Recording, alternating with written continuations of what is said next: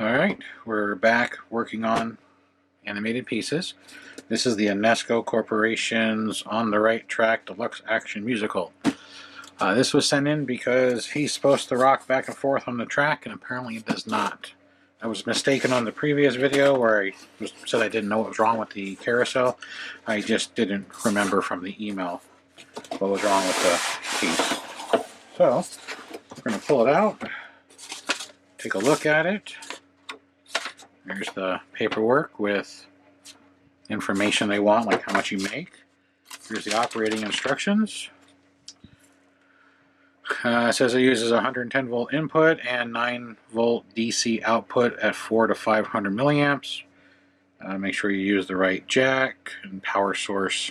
It's just basic instructions, and it tells you where the switch and the power socket is.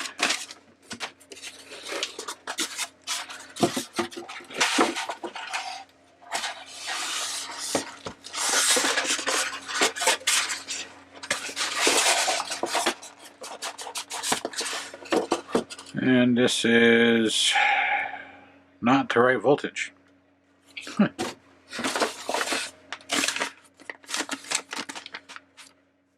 This says to operate this musical with the wrong,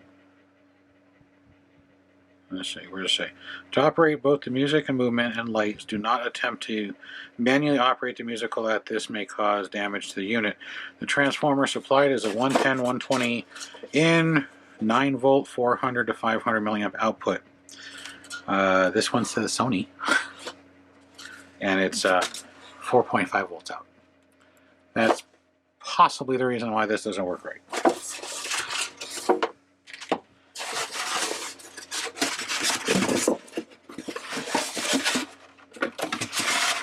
Alright, let's get this out of my way. So,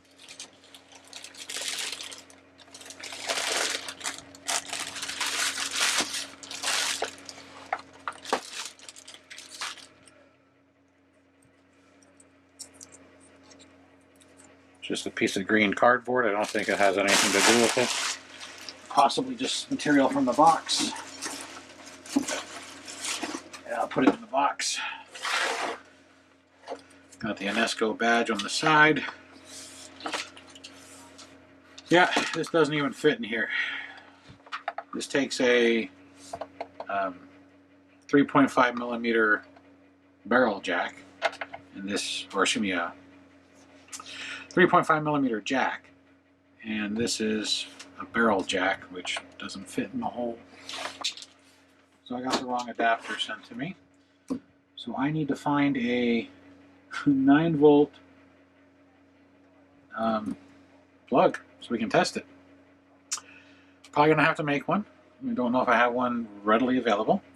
So yeah, we're gonna have to pause the video pretty fast into it so I can try and find the part. You can see how it moves. Try not to force it. It's actually pretty loose, but it's apparently it's supposed to do that, like it's running down the tracks and bouncing. So anyhow, we're gonna stop the video so I can find a jack, and then we'll be back. All right, we're back. I made one. I didn't have one just lying around. I bought these for my display, so I just soldered some wires in. Let's get some more light in here. There we go. These are just mono stereo jacks that unscrew. You can solder wires in and then screw the cap back on. Because on the Limax 3.5 or 3 volt stuff, it's hard to find the adapter, so I make my own. You can buy these on eBay or Amazon. They're just 3.5 millimeter mono jacks. And then if you're using Department 56, which uses 2.5, you can get an adapter. So, but anyhow, that's another video. So, I have the red wire going to the center pin, which is the tip forward of this black ring, and the black wire, which is black and red, but going to the shaft that has no other separation. So I'm going to plug it in, And then I'm going to hook the wires up. I got 9 volts sitting here at DC. So I'll put the positive on first. Separate the negative. Hook up the negative. And then flip the power switch. The light comes on. The music's playing. But it's got no motion. You can hear it though.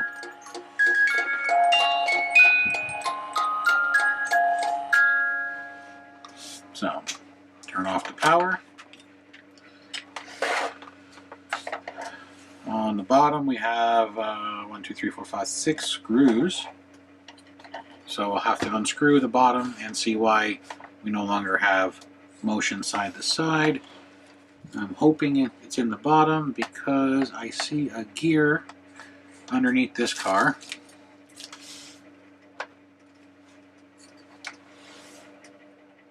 The big train, I don't see a gear sticking underneath it. Let me turn on one more time and see if that gear actually rotates. Plug it in, turn it on.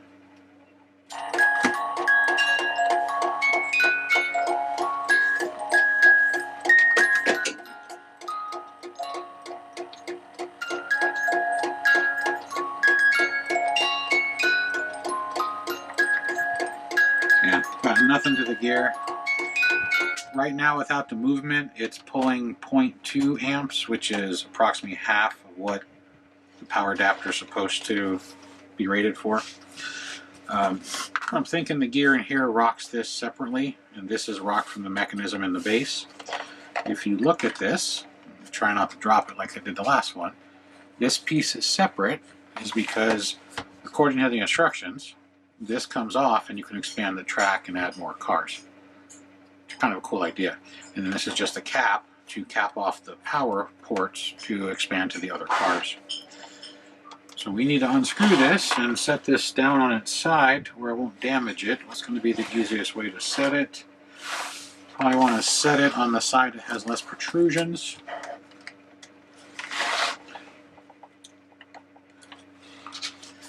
And on the bottom here it says Enesco Musical, made in China exclusively for Enesco, and it says it is the Casey Jones.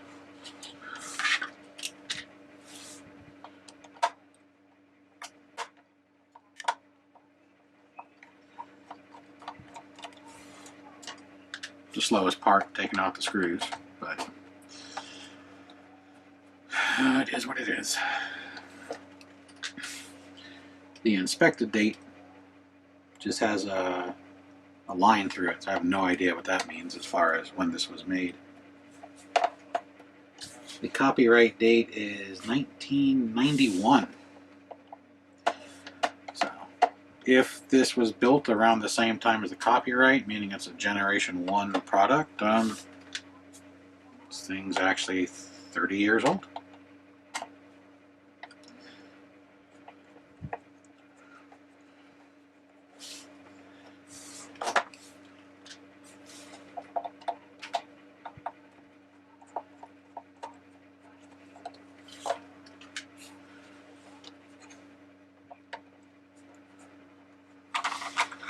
Voila.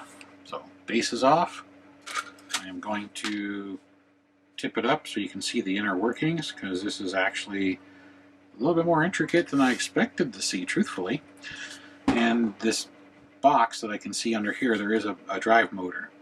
I have a funny feeling, and I'll show you in a second, that one of these components over here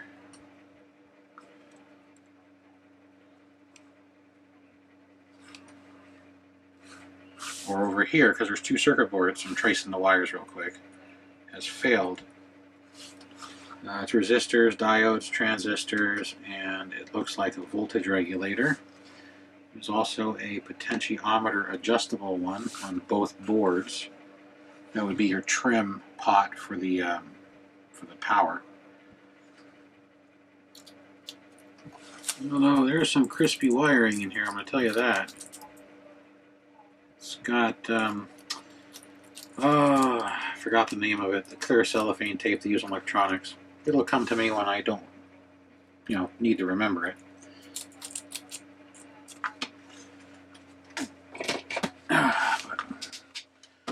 going to get a closer look, see if I see anything obvious before I flip it up. This could have dual bad motors, which I hope not, or this could have a bad component, which would be easier to fix. Might be the components. Two of these diodes are, well, one of them is really bad, the other one's not as bad. They're sooty. They could just be breaking down the plastic on the outside of the casing. The third diode looks good. The resistors are shiny, they don't appear to be burnt. These here are shiny, they don't appear to be burnt.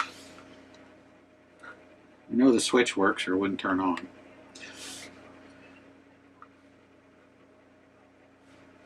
Here's the music box. Anyhow, before I get too involved in this with a meter and start probing, because when I do it, you're going to hear the noise due to the fact it's a music box. It's going to be a lot louder now there's no bass on it. Let me bring this up to camera height so you can see what I'm staring at.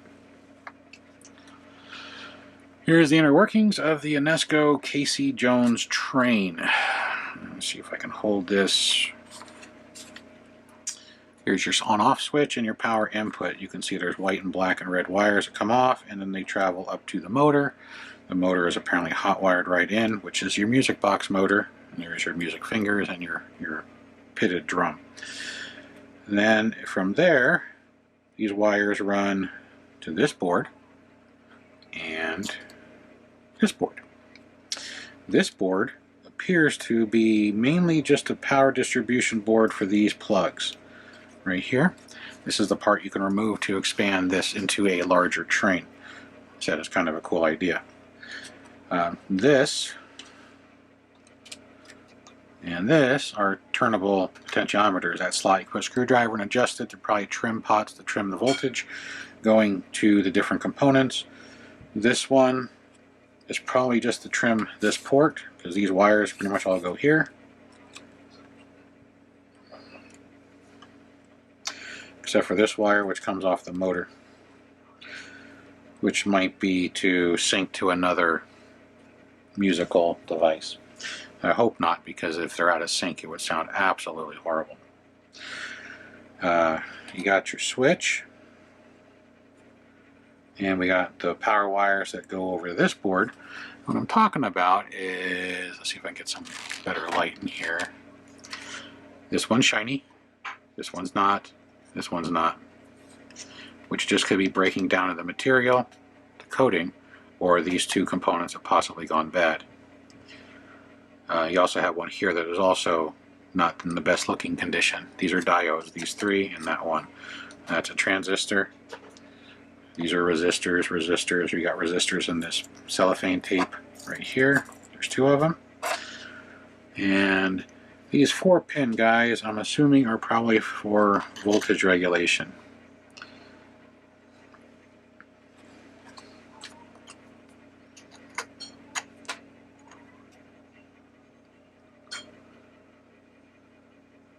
At least there's a chip number so I can look them up. So what I'm going to have to do is send power in here, and I'm going to probe around and see if this motor and this motor are getting juice, and then trace it back. This motor goes to here. This motor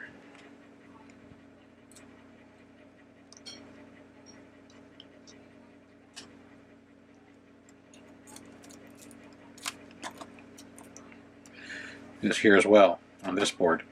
So the red wire for the motor is here, and the yellow wire for the motor is here. This is the coal car, this is the engine. I'm assuming the engine has a weight inside of it that throws it back and forth, and the coal car probably has a weight, or just uses the gear that's down inside here.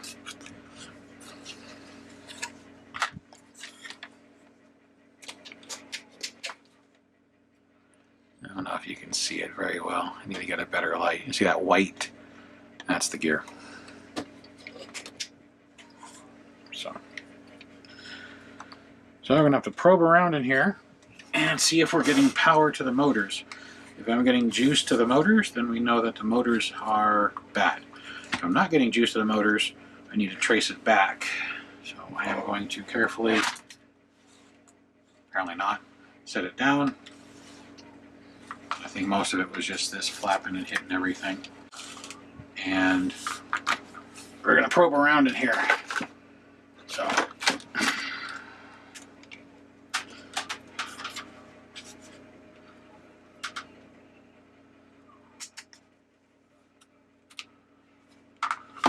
there's the meter on DC volts. Need to plug the power back in. Like so. Juice. So I'm going to probe the engine's motor and then the coal motor. I'm going to do the engine motor first because it's going to be the harder one to get in. I need a little light in here. This hopefully will give me a reading upwards of 9 volts. The motor might be a little less because it does have resistors, but it should be right in the 9 volt thing. Sorry about the noise. Here comes the music.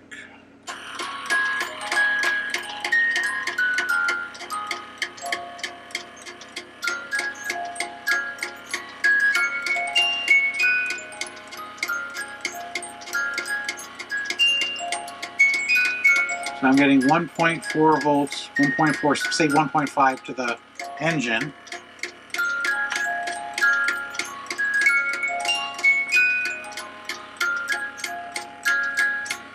.7 to the coal car.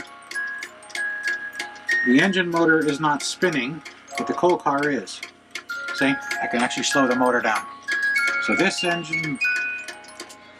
this motor isn't moving at all, and I'm getting a slightly lower voltage. This motor is moving and is clicking, which probably means it's got a broken gear, and that's inside this housing. So we need to find out why this motor isn't turning at all. It might be under voltaged. It probably is a bad motor, truthfully. So, and then this one I have to take out, looks like 3 screws approximately, 1, 2, 3, to expose it. So,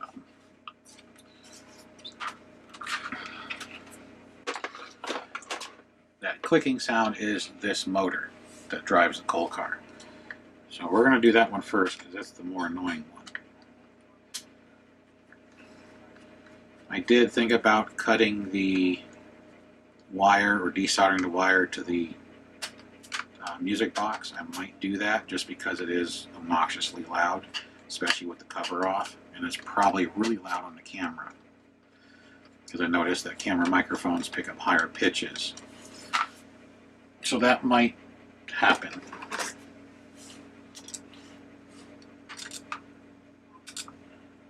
This is just a magnet on the back of a screwdriver, so I can pull the screws out of their holes.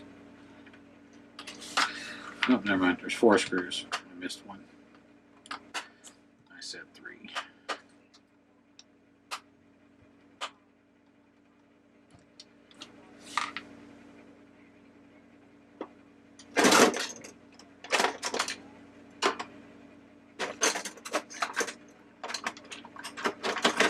This one doesn't want to come out. Let's try a different screwdriver. Screwdriver.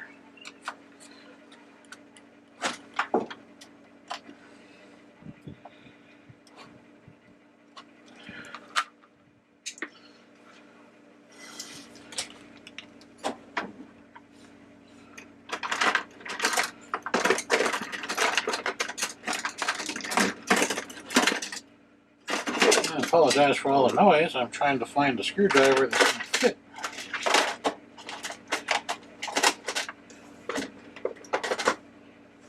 I love when they give me an oddball. Try this one. There we go. That one works.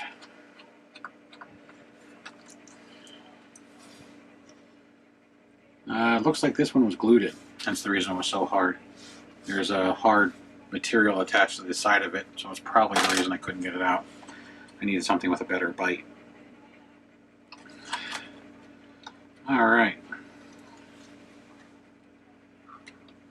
No. There's a screw underneath this lug.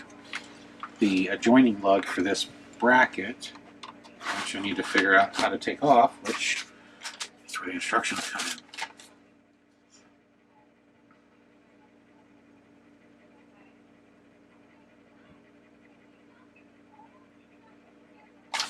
So it's just to pull it off.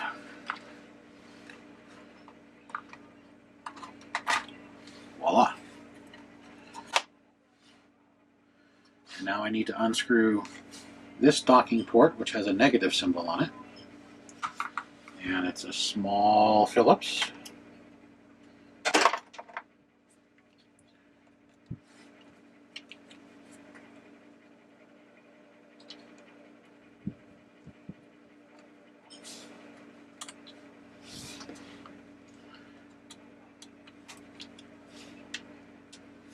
Just by loosening it, I can, hopefully you can see I flipped it out of the way, and then there's a screw up in there.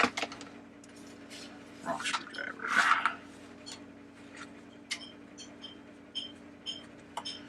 So there's a total of 5 screws, if you have this piece, that are going to be in the way of the coal car. Now I'm trying to carefully get it out without breaking the wires, which are also in the way. Screw out. The yellow motor wire is going to be the difficult one. It's in a wire loom here, and I'm going to try and just pull this wire out to give me some slack, like so.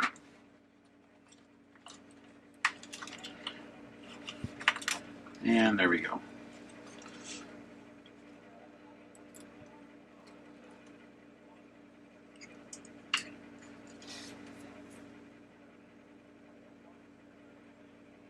I don't think this is the motor that does the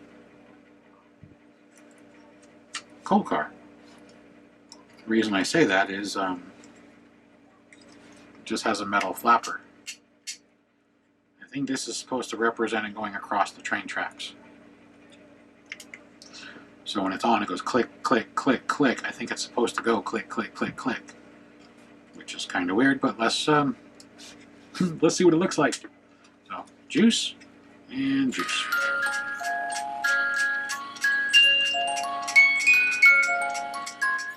There you go. That's supposed to represent the train car going over the expansion joints in the railroad tracks. If you have this piece and you don't like that noise, you know what to take out. Or disconnect one of the wires. Or take out one of the gears. So the motor is up inside here then.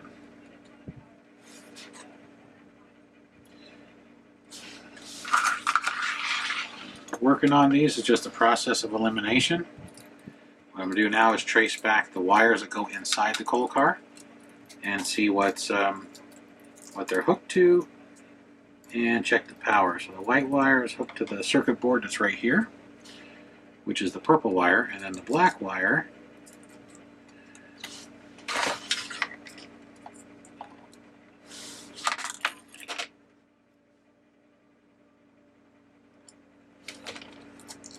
curves.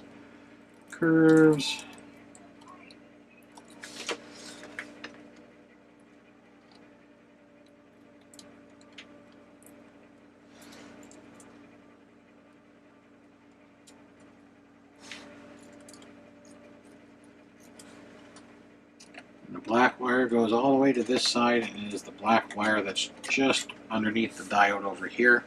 It's not hooked up to the diode. And then again, this purple wire goes to a white wire, which goes to the circuit board over here. So it looks like we're going to take the circuit boards out and see what the other sides look like.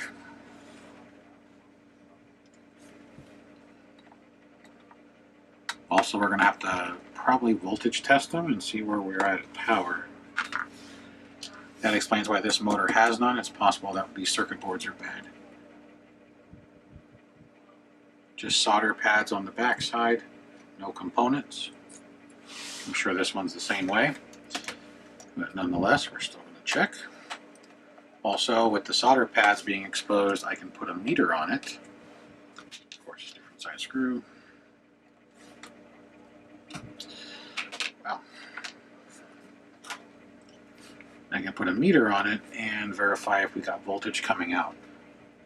Before I unscrew the cars, because you can unscrew the cars, there's 4 screws on each car to take the cars off and change the motors.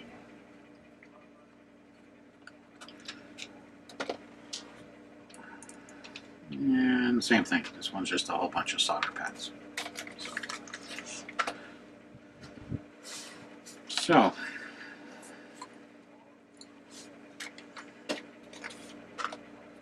power.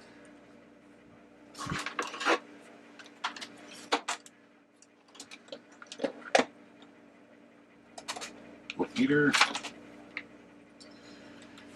Let me verify where the white wire goes. Right there. And that black wire goes right there. So we can verify the voltage across the black and the white and see if we're getting power out of those two solder points, and verify that the motors are getting juice. Or at least the motor for this car. Here comes the noise.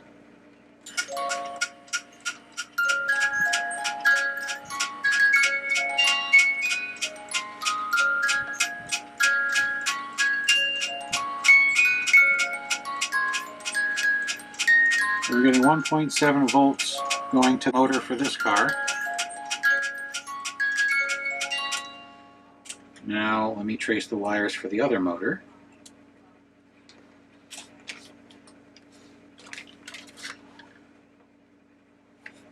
We should invent a stand that allows me to tip these straight up so you all can see how I'm tracing them.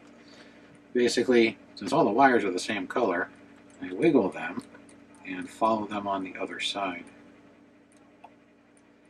To this motor, the black wire is connected to that weird looking diode that I think is burnt, and the red wire is connected to the solder pad adjacent to it.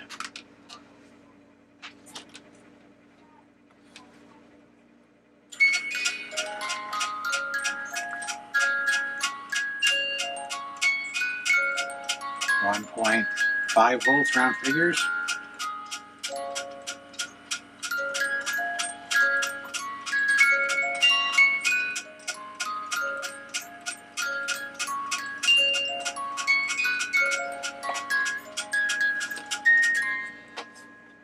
So it looks like we might have some bad motors.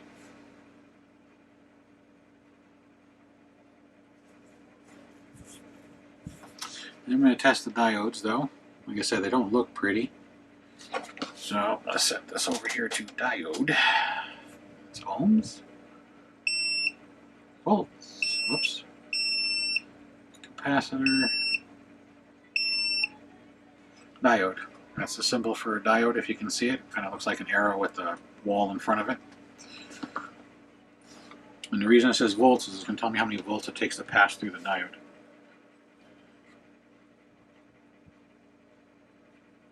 .5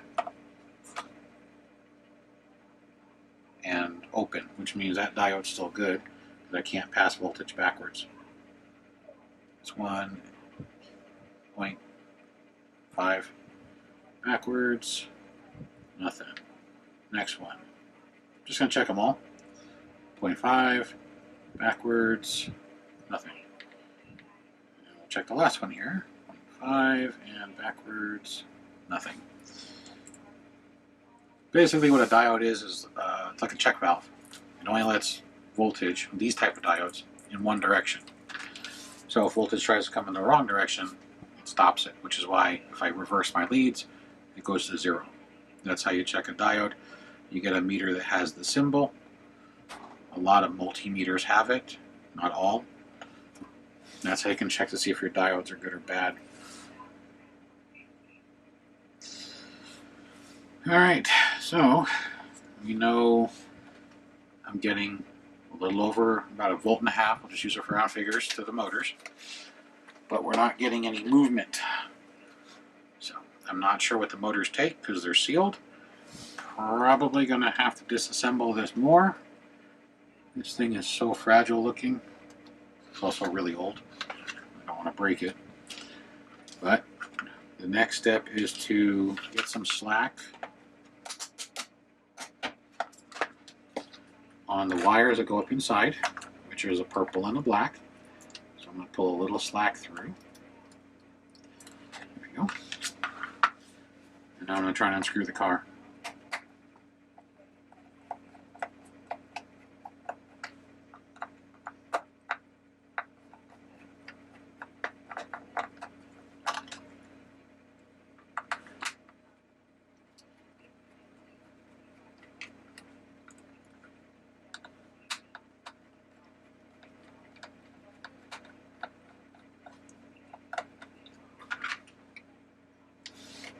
Those should be the only screws for the car.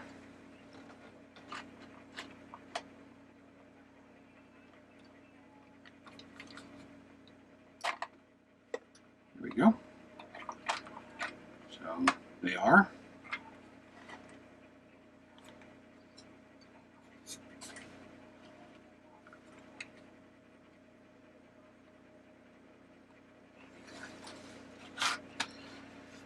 Don't have enough slack to actually tip it so you can see it.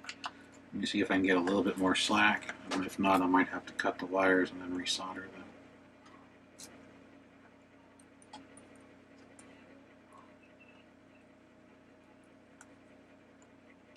Yeah, I'm not going to be able to get any more slack. There's a solder joint right here. So I am going to desolder it. So I'll turn on the soldering gun real quick. Soldering iron. And the black wire.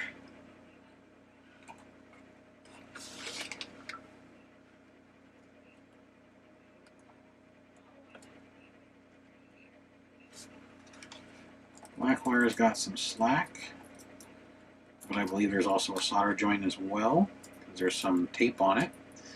Let's peel the tape off. Have a gander.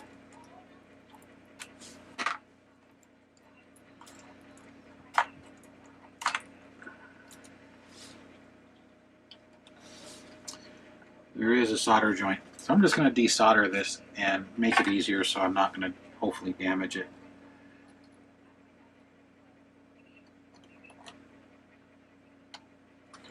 That one. Normally I'd wet the tip and desolder it, but the solder balls are pretty small.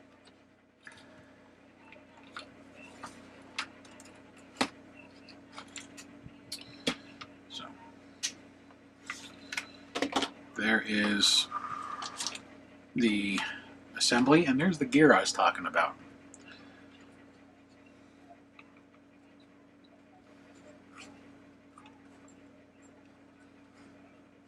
Now the question is how do you get inside?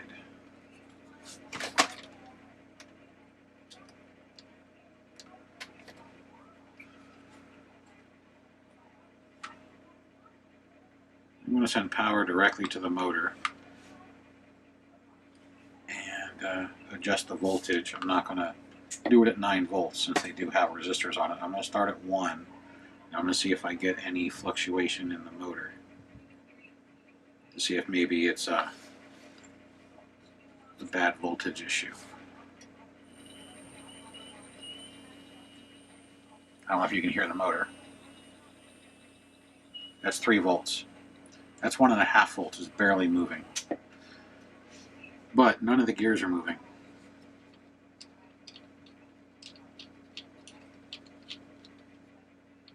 I think it's got a broken gear. If I spin it, it spins freely, and then about 1 revolution, it gets really tight right there. So I think we have a broken gear, and that's why the motor's not spinning.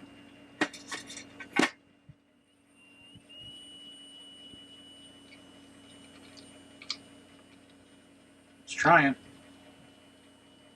Okay.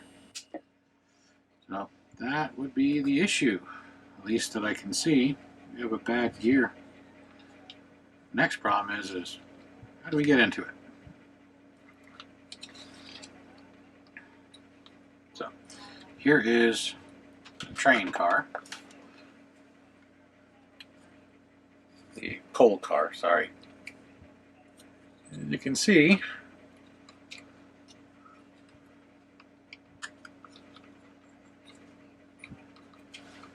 there's no screw holes.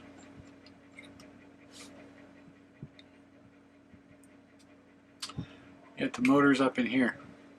And the motor, I think, drives this big gear. I think this is attached to the motor itself. And then when it spins and does all its things, you can see the rabbit moves back and forth.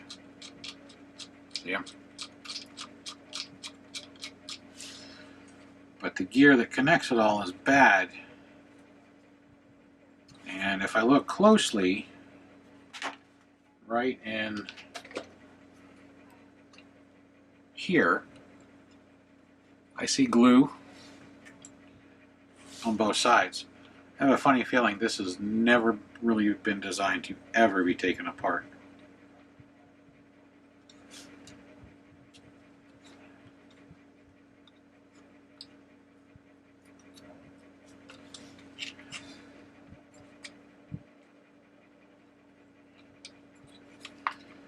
And it looks like the wheels are supposed to turn as well. Yep, the train trucks they spin as well. So.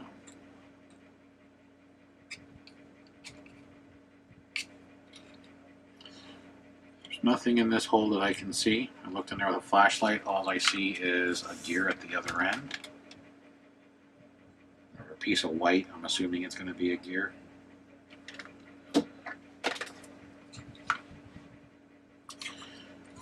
So, how do you take this bad boy apart?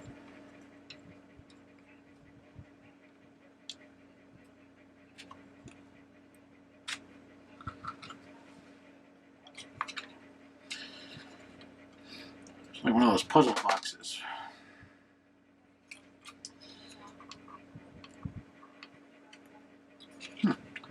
The coal is rubber.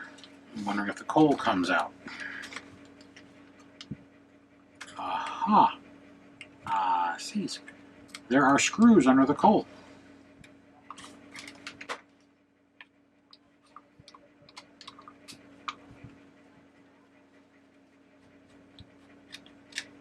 One.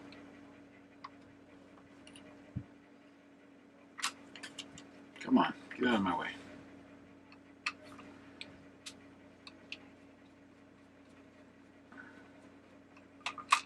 That's two. Now the screw is stuck inside the coal, of course.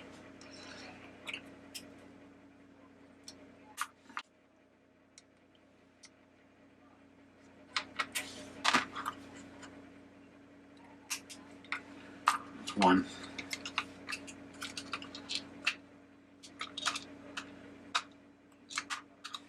That's the other screw.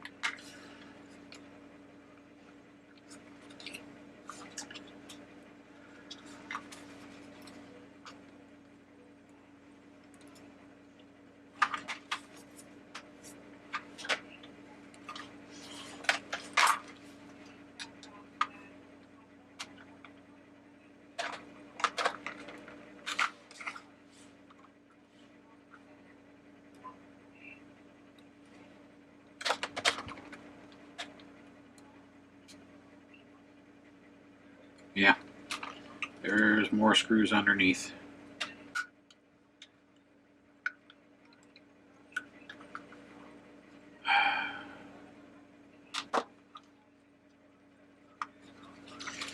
The coal is glued to the edges. Now normally I'd use a heat gun, which you all see me use quite often. Unfortunately, because this is a rubber material, so I can squish it, there's a good chance the heat gun would melt this and that would destroy the aesthetics.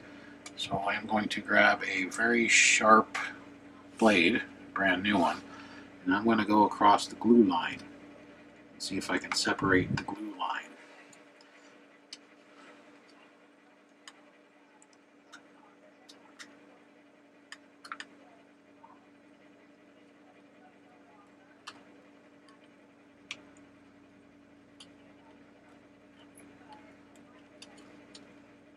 Things like this can always be re-glued. You can use hot glue or super glue or Gorilla Glue. This appears to be like a silicone-based glue. It's not super glue, but it's stretchy. So I'm thinking it's probably a silicone. Probably because this is silicone rubber, so it helps to seal it better. Oh, and there's one spot of glue on this side. That, or they put this in there when it was hot and they melted it to the plastic. There you go. So get the sharp stabby thing out of the way so don't end up spurting blood all over everything. And let's unscrew the bottom.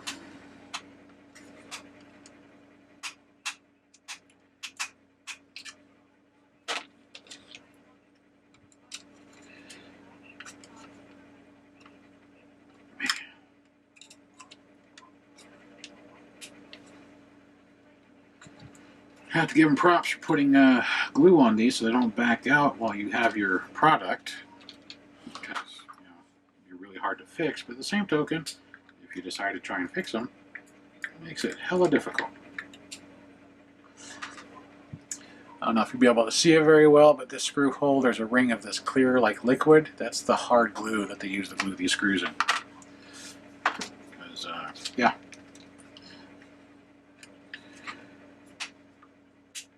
You know, if you hear the cracking, that's me cracking the glue. I'm not cracking the unit.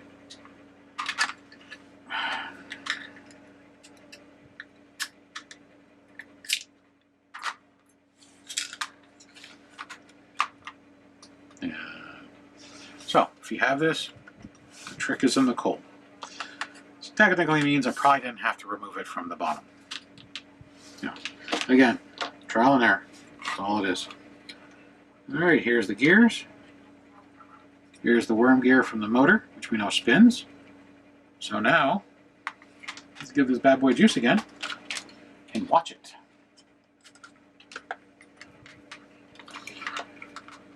The black wire is the ground, or the negative, and the red wire, or excuse me, the purple is the hot.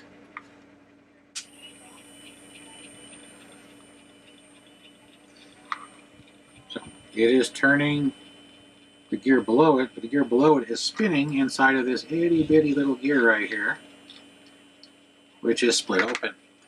Appears to be the same gear that commonly breaks on Limax products. Probably the same gear. The reason I say that, made in China. So, bring it up to the camera with a little pointy thing. This little gear right there.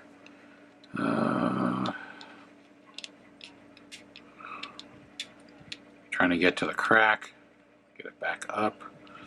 If you can see, I can stretch the gear because the gear is actually broke. There's two cracks in it. One's all the way through, where you might see some silver, and the other one is not all the way through. It's only about halfway. We got a broken gear. That's why this little guy doesn't work. The motor's really quiet, so I probably couldn't hear it. You probably couldn't either, over the sound of the music and the clacker. Realism. So it looks like to get this piece out, it's these screws here, and it's kind of weird that there's a screw here which split the plastic, and this plastic split, but there's no screw here. I'm wondering if there was one at one point and it fell out, or they screwed it in and it broke, and that's why they used the hot glue right here. This feels like hot glue to hold this cap on, which is what holds the motor down so it doesn't strip the teeth on the worm gear or the ring gear. There's a hell of a gap in there though, I'm telling you. This motor has a lot of movement. I wonder if we can adjust that a hair so it's a little bit tighter of a gap, so it's less likely to break the teeth off. Oh, hey, this gear is cracked too. This gear right here has got a split to go straight up. I think the 30 years this has been on the earth has taken its toll on it. It may not be 100% salvageable as far as repair. Still a music box that makes noise and lights up. You just may not do the full motions anymore. I have a variety of gears, but I probably don't have all of them.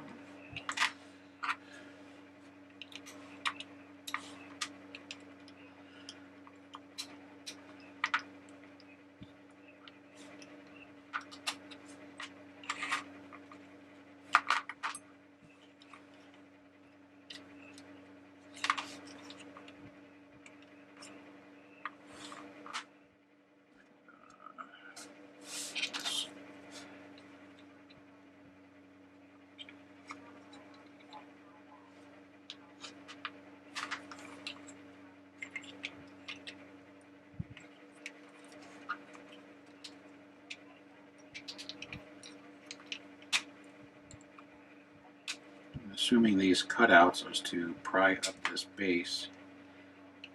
You know what they say about assuming. And now I just knocked out the gear that drives the wheels. You can see it fell out. Alright, there's probably a screw under the motor. Let's find out.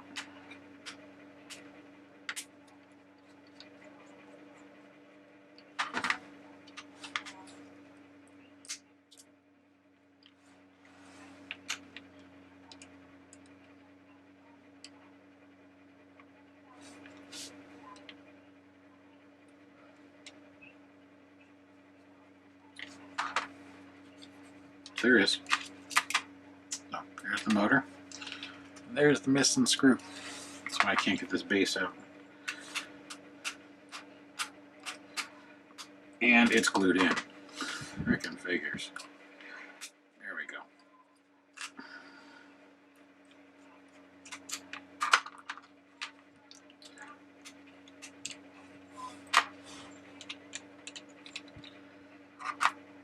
Alright. Here's the gear that I said fell. And that was the other end of this right here that I took out to lift the base. But we'll take out this mechanism here and we'll see if you can see it. See the crack right in there?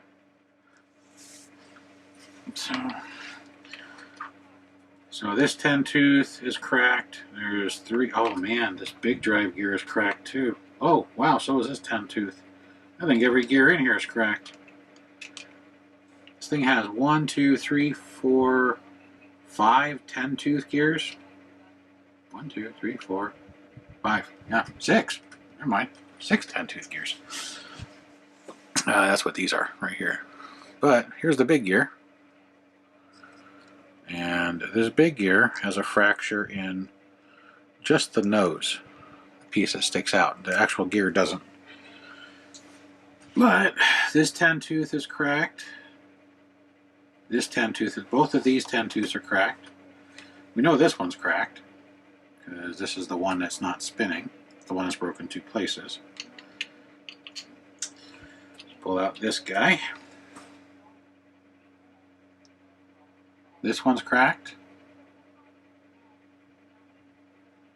And this one's not. So, can we pull out the axle?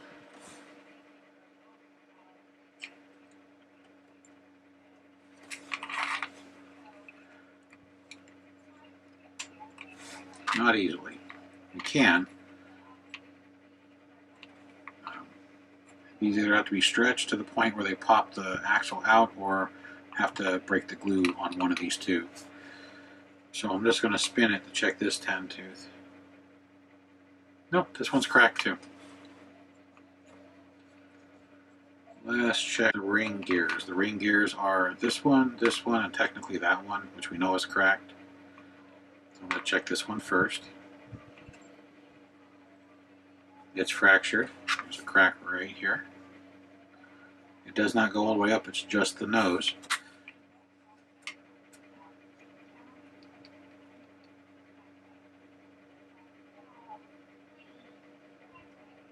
This one's not cracked. Now, for just the nose, when it's just the nose of a gear cracked, you can scrape it out a little bit with a pick or an X-Acto knife and then fill it with glue. And that'll take care of the crack in the nose. When it's split up all the way to the sides, that's where it gets a little more tricky. So, we got 6 10 tooth gears. I believe 1, 2, 3, 4, 5, 6. 5 of them are broke. We should have some 10 tooths.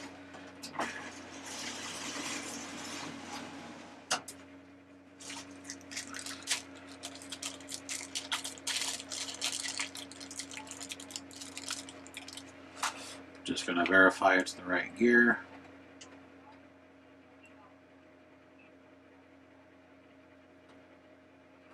That's the correct gear. This one looks bigger. No, same gears. So I definitely have enough 10 tooths to fix all the 10 tooth gears. The biggest issue is going to be that gear.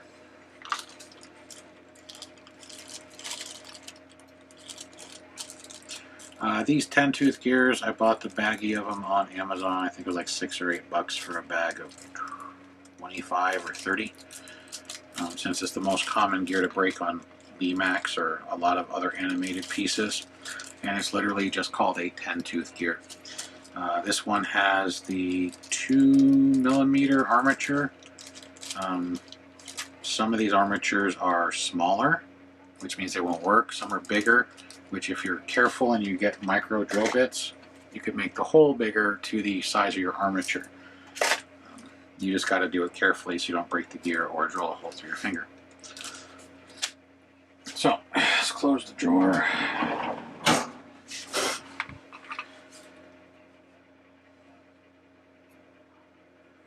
So what are we going to do about this gear that's split? I'm not sure I have anything that's going to look like that. This big gear, I'll probably just seal the nose since the face is fine. And I'll do the same for this one here. This one is split all the way across. And I think it's the same gear as this one. Yes.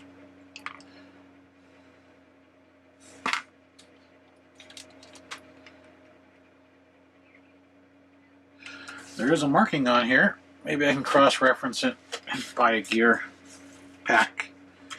Put on the magnifying googles. The part number on here is a TPG part number, and it's B2026. So yeah, I'm going to see if I can cross-reference that part number, see if I can find some gears. And this one, there's a lot of grease on it. Clean off some of the grease. I don't even clean off enough.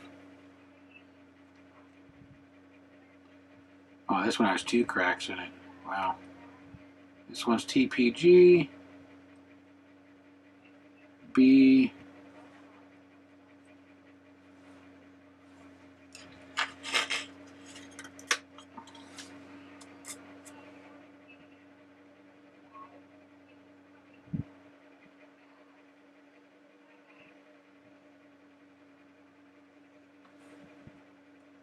You just can't. This one is not as pronounced.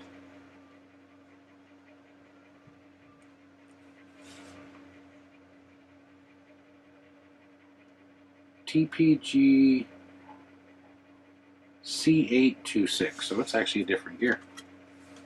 I bet you it's the armature size. It's the armature size. That has got to be the difference. The gear appears to be the same. Or it's the same gear and it just had different part numbers. Nonetheless, I'll look them up, see what we can find. Try and restore this ancient piece of musical history.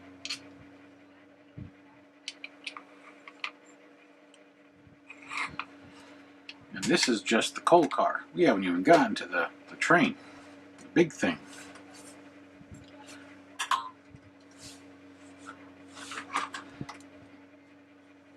I'm curious if the train has unscrews from the top or the bottom. Nope, it unscrews from the bottom. I can see the screws all along the edge. So this has to come out the same way. Probably have to desolder the wires. So we're going to pause here for a little bit. I'll figure out what we're going to do. I'm going to try and cross-reference some numbers. This could be an extremely long video or a 2-parter. I apologize. I did not expect this thing to be this in-depth. It's pretty, I don't know, pretty complicated for a little music box. But it's an animated music box, so it's probably one of the reasons. Normally I only see 1 broken gear in most components, not 7 in 1 part. We haven't even got to part 2. So if you have this piece and your coal car or your engine or both fail, there's a really good chance that you lost the gear, especially if it's from 1991. So, but yes, we will return. I'm going to do some cross-referencing on these gears to see if they're available, and if they are, probably get them on order. so we can get this repaired, because I'm going to have to take pictures, put all the screws in different little baggies, or screw them back into their bosses, and then set this aside, since I have more to repair, not just of Enesco, but of Lee Max and Department 56, and some Mr. Christmases coming in. So go from there, and we'll see what we can do about finding the missing screw that goes here, and then we'll re-glue the plate back on. You can see that both ends are cracked. There's a hairline crack there, and of course that one's split because of the tension of the screw. So we're going to stop for the moment. We'll be back either on a part 2 or continuation of taking the engine apart on this one. So it's either going to be a short pause for you or a part 2 in the future. We'll find out once I do some research on some gears. So at this moment, thanks for watching, and we shall return. Quick addendum: we are going to make this a multi-parter because of how large of a project this is going to be. I did have a chance to look up the part number on these gears. TPG is a manufacturer that makes motors now. They no longer make individual gears. They make motor assemblies, motor drives, gear reductions, 90s, etc. So I'm going to have to try and match up the teeth and do some more digging to find a gear of comparable size. I'll go through my buckets of gears as well. If not, I can try and glue the gears back together, which I have been relatively successful with. It's a little more time, consuming, but it is what it is. The other option is we can try and start making 3D prints of gears. So, but yeah, you see that one's big old crack right there about where my pointer finger is. So we are going to make this a 2-parter, maybe a 3, depending on how bad the engine part is. And then we're going to see if we can locate some gears. I did order a set of these gears because this is going to take so many, and I'm sure this engine is too. I ordered some more of the 10-tooth, which I said you can find on Amazon. They're just literally called 10-tooth hobby gears. If I can, I'll put a description or link below if they still have them in stock. But so until the next one, when we come back and work on the engine, I'm going to put this back together instead of the side and pull the engine apart next. And while this is out and it's not attached anymore, might as well check the gears in here just to see if any of the gears are broke on the clacker. I know it spins, I know it clacks, it doesn't have as much stress as something this large would. So it's still possible we have some fractured parts inside there. So we're going to go from there and continue until the next part. Have a good one.